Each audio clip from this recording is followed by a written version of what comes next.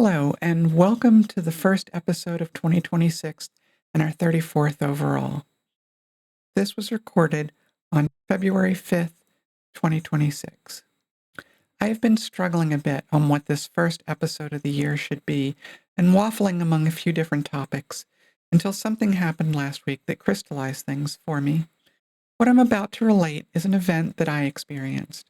I'm not going to include any names, but the contents of the emails will be verbatim except for redacting any names and personal email addresses. You may be wondering why you're seeing pictures of space next to me.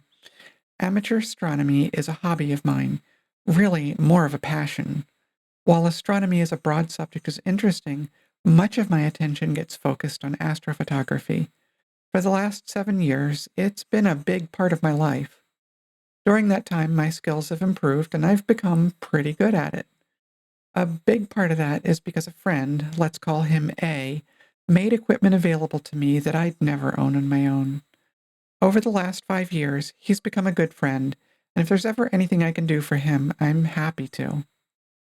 A few weeks ago, he asked if I would be willing to help someone he knew test out a remote telescope setup.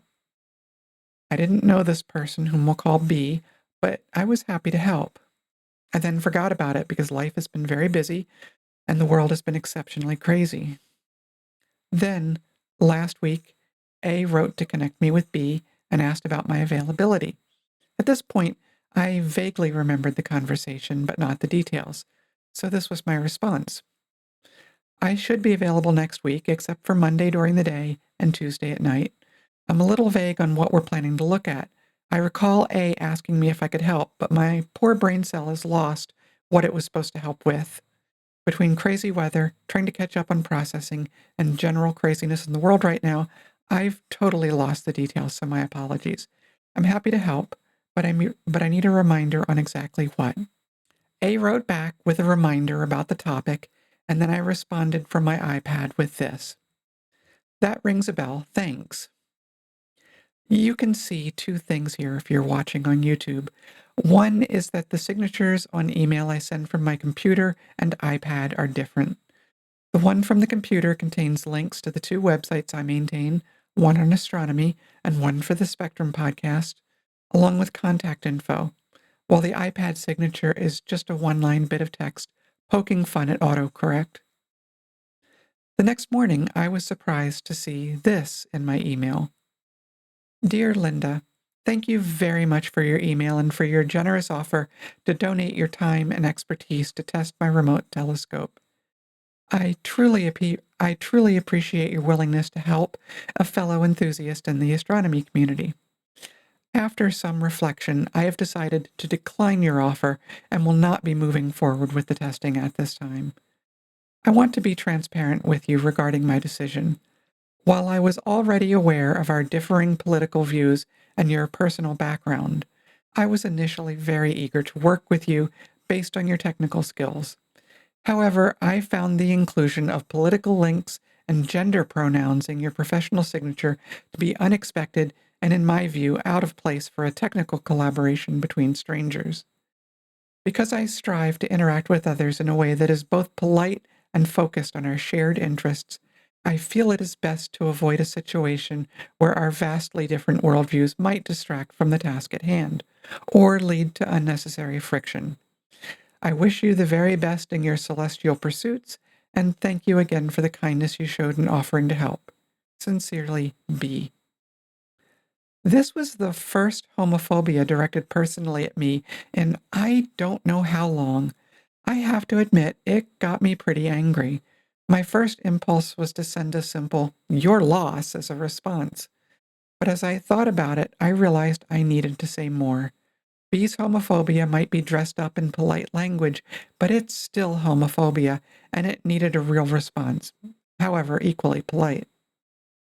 B may be the first person to have even read my email signature. Most people's eyes, including mine, glide over email signatures without ever actually reading them. Second, I don't believe that he was eager to work with me.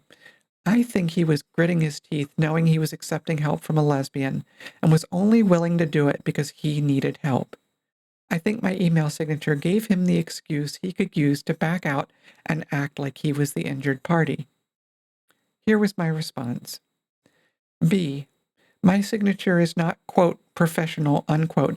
It is my personal email, and I include links to the things I work on.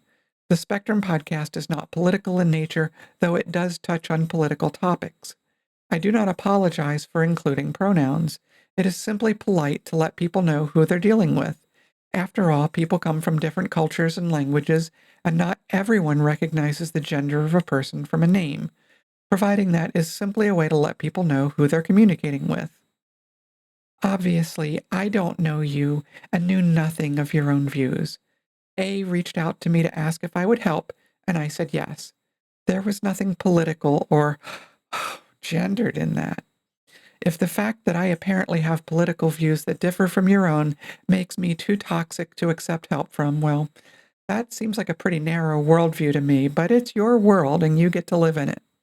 But it seems a sad, narrow world when one can't even engage with people that hold differing views. I actually enjoy interacting with people who hold differing views from my own. It is through such interactions that growth occurs. I'm sorry we won't have that opportunity. In closing, it is extremely unlikely that anything other than astronomy would have taken place in our interaction. But if the mere knowledge that you were accepting help from a woman who is married to a woman is too challenging, then I guess it's for the best. I wouldn't want to be the cause for your mental distress. I've looped A back in, so he is aware this won't be happening. Regards, Linda. I was aiming for politely harsh. One person who I showed it to described it as masterfully passive-aggressive. I think that was a compliment. It probably is fairly passive-aggressive, but that's kind of the nature of being harsh and polite at the same time. And you might be thinking that this isn't homophobia, that it's political. He's hyper-conservative and doesn't want to engage with anyone, even remotely progressive in their views. But though he called it political, I don't think it's the root cause. LGBTQ rights are only political because hyper-conservative voices keep opposing them. He's upset with the fact that he had to even see something LGBTQ related, though granted he had to actively follow a link to do that. To me, that's not political difference, it's homophobia. Could I be wrong? Sure, but I don't think I am. My point in sharing this isn't to point fingers at B specifically. It's to point out that being polite about homophobia doesn't make it any less bad. This guy is so hung up that he won't even accept help from someone who had no agenda other than to offer help when asked by a friend. Is this the face of so-called conservatism today? To pretend that LGBTQ people don't exist by not interacting with them? Certainly the people running the federal government are trying to make transgender people officially invisible. Maybe B is just applying this more generally. In many ways, B is like the baker who won't sell a wedding cake to a gay couple, but B takes it further and won't even interact. My friend A and I talked about this after the fact. I wanted to reassure him that B's actions did not reflect on him or affect our friendship. A didn't do anything wrong, except perhaps underestimate how messed up B was. B's actions are on him and him alone, and all he did was postpone getting any help he needed. I will admit that even though B's actions didn't really hurt me, talking about this brings the anger it made me feel to the surface. But the truth is, my email just gave him the excuse he wanted to avoid the interaction. It's clear that A mentioned that I was married to a woman to him, knowing B's background. I'm sure A told him I wasn't going to show up having donned my gay apparel.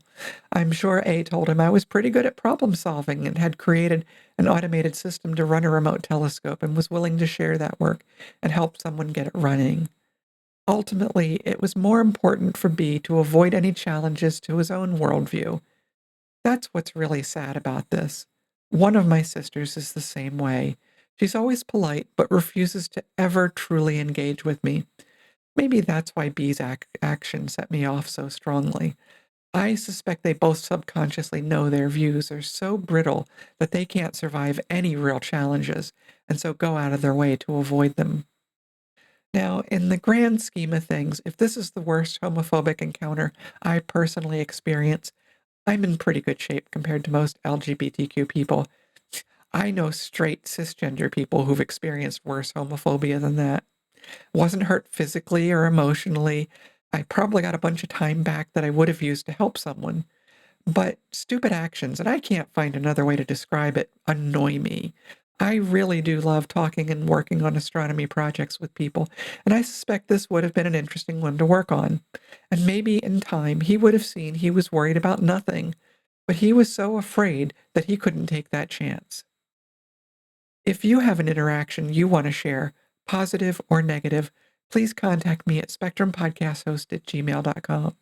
The purpose of this podcast is to humanize the lives of LGBTQ people for the wider public. I think the best way we can do that is to share our stories. If you need to share your story anonymously, that can be done. Until next time, take care, and I hope you enjoyed the pictures.